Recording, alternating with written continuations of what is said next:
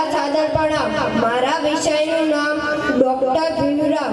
Doctor Bhimrao આંબેડકરનો જન્મ 14 April 1891માં થયો હતો। તેમના પિતાનું નામ રામજી સખપાલ અને માતાનું નામ ભીમાબાઈ હતું। રામજી સખપાલ લક્ષરી શાળામાં શિક્ષક હતા। ભીમરાવ 14 ભાઈ બહેન હતા, તેમાંથી તે સૌથી નાના હતા। ભીમરાવ જ્યારે 6 વર્ષના થયા ત્યારે તેના માતા ભીમાબાઈ મૃત્યુ પામ્યા। રામજી સખપાલે નિર્ણય કર્યો કે હું મારા નાનકડા ભીમરાવને ખૂબ જ ભણાવીશ। ભીમરાવ ખૂબ દેખાવડા અને ભણવામાં ખૂબ જ તેજસ્વી હતા, પણ તે સમયે દલિત જાતિ ખૂબ જ નીચી ગણાતી, તેથી શિક્ષક તેને ક્લાસમાંથી બહાર બેસાડતા। આથી નાનકડા ભીમરાવને ખૂબ જ લાગી આવતું। તેને થયું કે આ દેશમાં આધારી દલિતોની પણ આ સ્થિતિ હશે ને।